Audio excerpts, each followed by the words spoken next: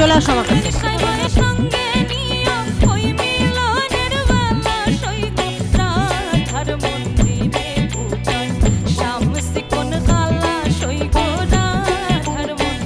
এখন check up করলে কোনো ওষুধ থাকবে না তার।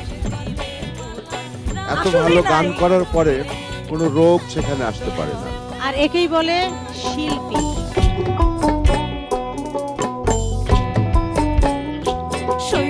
রাধার মন্দিরে উদয় শামসি কোন গালা সৈক রাধার মন্দিরে উদয় শামসি কোন গালা অমাবস্যার রাতে যেমন পূর্ণিমায় উজালা সৈক অমাবস্যার রাতে যেমন পূর্ণিমায় উজালা সৈক রাধার মন্দিরে উদয় শামসি কোন গালা সৈক রাধার মন্দিরে উদয় শামসি কোন গালা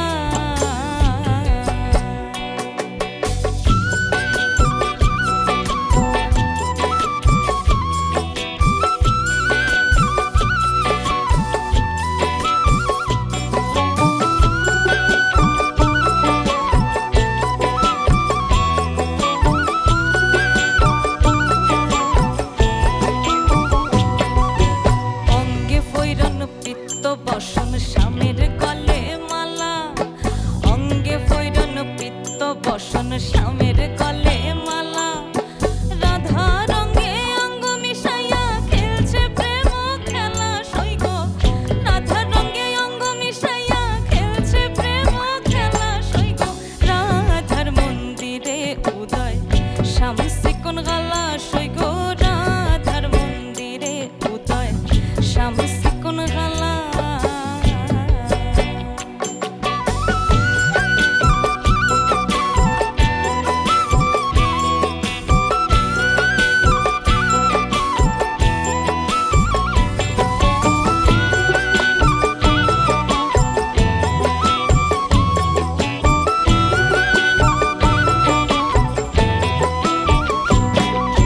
শ্রীপদ ফতে প্রাণ সপিল অবলা সরলা শ্রীপদ ফতে প্রাণ সপিল অবলা সরলা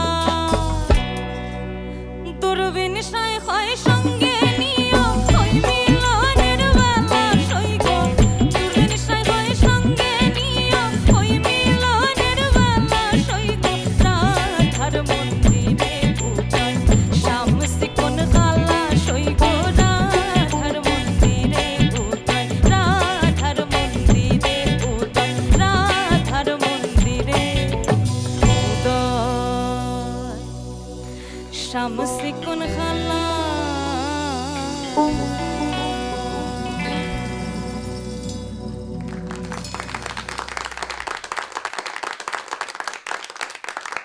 চমৎকার।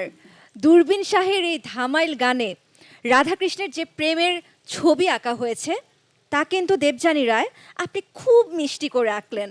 সম্মানিত বিচারক, এই প্রেমময় পরিবেশনা আপনাদের কাছে কেমন লাগলো? প্রথমেই নিগার সুলতানা সুমি। আমি আর কথা বলতে চাই না, শুধু বলবো তোমার কাছ থেকে গানটা আমি শিখবো।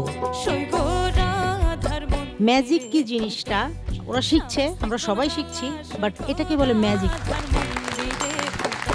চলে আসো আমার কাছে। কোন গালা ওয়াও, অমাবস্যার রাতে যেমন পূর্ণিমায় উজালা সৈগ অমাবস্যার রাতে যেমন পূর্ণিমায় উজালা সৈগ রাধার মন্দিরে উদয় শামসি কোন গালা সৈগ রাধার মন্দিরে উদয় শামসি কোন গালা চমৎকার চমৎকার। আমরা কিন্তু আজকের পর্বের আরেকটা magic moment of the day পেয়ে গিয়েছি।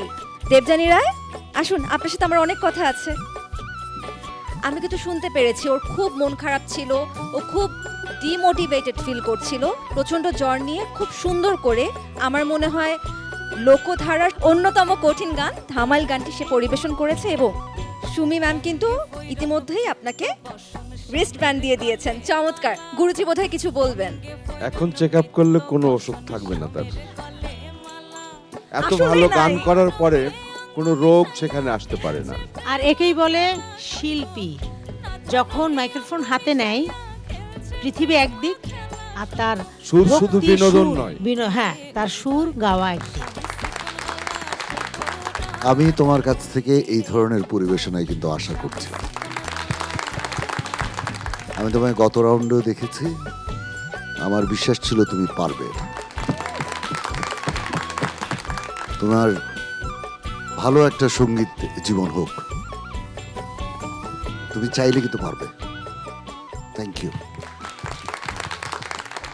দারুণ অনুপ্রেরণামূলক বক্তব্য দিলেন আমাদের বিচারকেরা। এবার একটু মেন্টরের কাছে চলে যাই। মেন্টর লাভলি দেব, আপনি কি এই পরিবেশনা নিয়ে কিছু বলতে চান? আমি লাভলি দেবকে একটু ক্রেডিট দিতে চাই, থ্যাংক ইউ। কারণ যদিও আমার মনে হয় দেবযানী বোধহয় সিলেটের না, হ্যাঁ, সিলেটের। সেই জায়গাতে ওর একটু অ্যাডভান্টেজ আছে সিলেটের, কিন্তু তারপরও আমার মনে হয় না সে আগে ধামেল না, গেয়েছে। সে কখনো আগে ধামাইল এইভাবে গায় নাই। আরেকটা টেনশনে ছিলাম দাদা আমি এটা নিয়ে, যে এত প্রচন্ড জোর মেয়েটার, মানে কোনোভাবেই ওকে সামাল দিচ্ছি। আমরা বুঝতে পারি না এখান থেকে। এবং ওর আজকে ডাক্তারের কাছে যাওয়ার কথা, এবং সকালে সে কনফিডেন্টলি আমাকে বলছে যে আমি আজকে ডাক্তারের কাছে যাব না। Very good. এবং ওর এই স্পিরিটটা আমাকে এত সাহস দিয়েছে দাদা, আমি সত্যি ও গাওয়ার আগ পর্যন্ত আমি টেনশনে ছিলাম যে গান তো পরের কথা, বাবা মা আমাদের কাছে দিয়েছেন বাচ্চাটা সুস্থ থাকুক, এটা সবচেয়ে বড় কথা, কিন্তু সে সাকসেসফুলি ডান। Thank you.